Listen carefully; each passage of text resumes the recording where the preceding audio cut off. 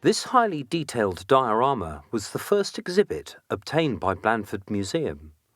It was made by Jack and Jean Pountney and John Prentice and presented to us in 1995. In front of you, Blandford's town centre buildings and streets of houses are laid out as they might have stood on the day of the Great Fire. At the far back left of the scene is the split between Salisbury Street and Whitecliff Mill Street, and the turning left into Bryanston Street, where the King's Arms stands now.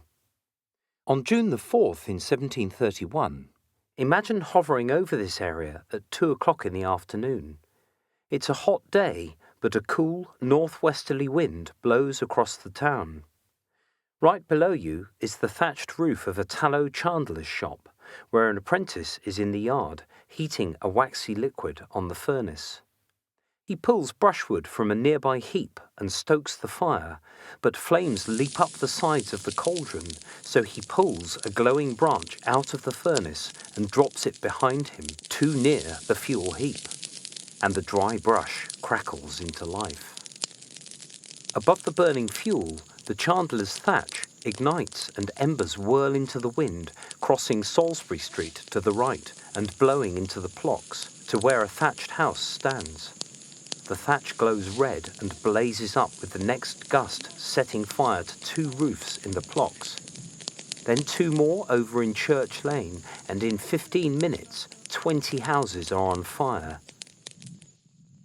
To the centre right of the scene stands the old school building in Church Lane, and so far it's untouched, but a schoolmaster sends pupils down the lane, away from the fire at the top. In a courtyard opposite the school, a mother leads her children away towards the marketplace, and in a narrow street a coachman steadies his horse as 2 men throw possessions onto the loaded roof of the coach.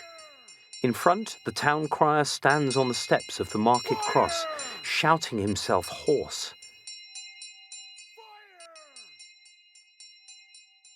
60 Blandford households are affected by smallpox, with 150 people isolating indoors, and everyone must be evacuated.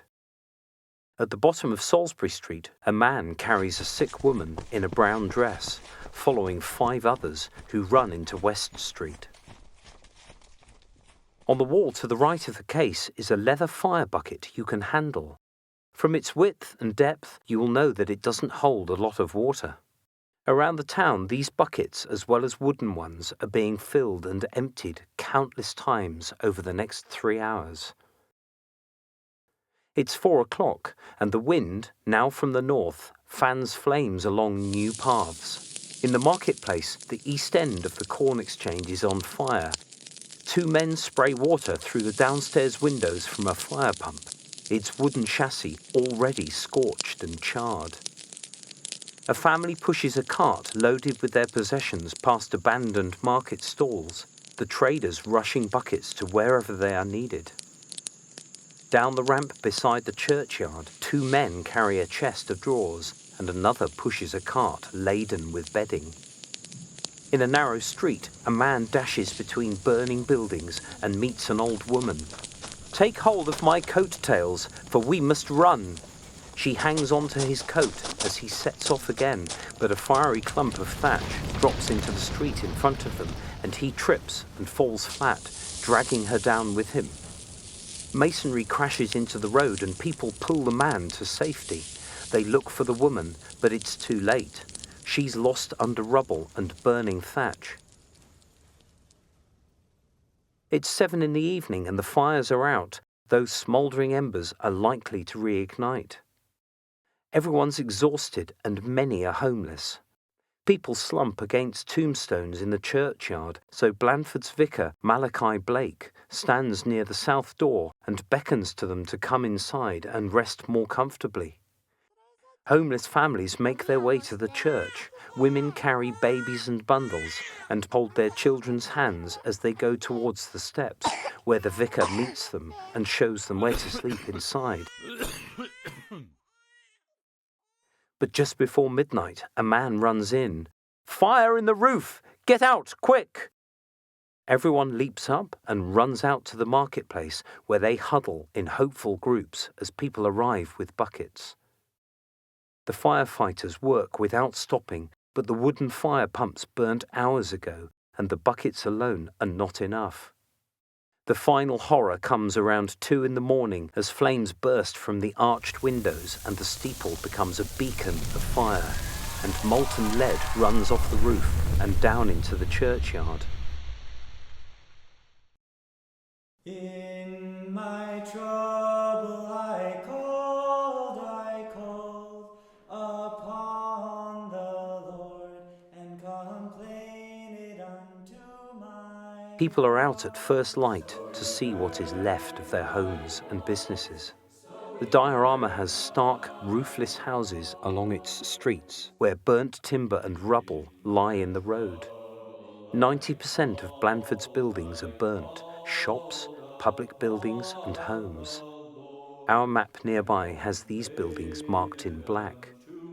The old house is untouched, and much of East Street is unharmed, as these houses are brick with tiled roofs. But every room is filled with neighbours' possessions and makeshift beds, just like every unburnt shed, stable or cellar around the town.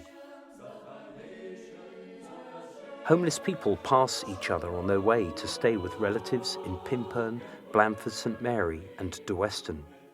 They inquire about neighbours, their children, elderly parents and smallpox patients, and the news is mixed. All lost children are back with their parents, and only one smallpox sufferer died. But 9 more people are dead and 2 are still missing. Local men and soldiers are putting up tents for the homeless on the bowling green at the top of Salisbury Street, and others are building wooden barracks in the adjacent field on Damery Lane.